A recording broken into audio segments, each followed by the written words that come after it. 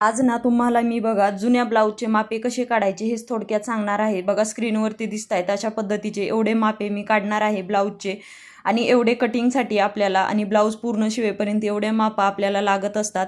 तर सर्वात आधी ब्लाऊज ना प्रॉपर व्यवस्थित हुक समोरचे हुक जे आहेत का तर ते व्यवस्थित प्रॉपर लावून घ्यायचे। यानंतर पाठीमागच्या भागाची उंची चेक करताना पाठीमागच्या भागापासून चेक करायची। बघा जे शोल्डरची पट्टी आहे का तर तिथे व्यवस्थित सेंटरवरती ठेवून अशा पद्धतीने उंची मोजून घ्यायची। फक्त अलगदपणे थोडासा कपडा खेचायचा, जास्त खेचायचा नाही। तर आपल्याला 13.5ची उंची भेटलेली आहे।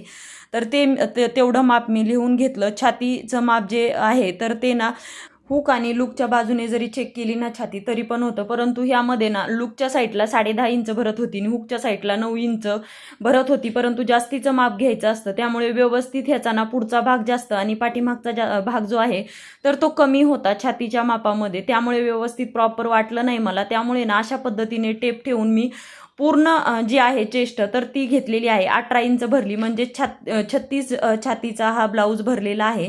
लगेचच जोपर्यंत हुक लावलेले आहेत का तोपर्यंतच पुढचा आणि मागचा गळा आहे तर तो काढून घ्यायचा।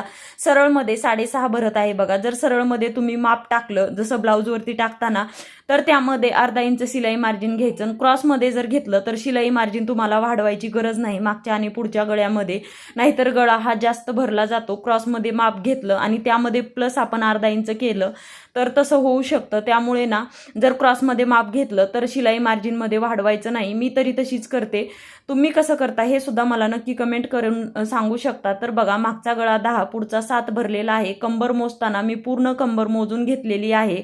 तर 31.5 इंच अशी आपली ही पूर्ण कंबर भरलेली आहे।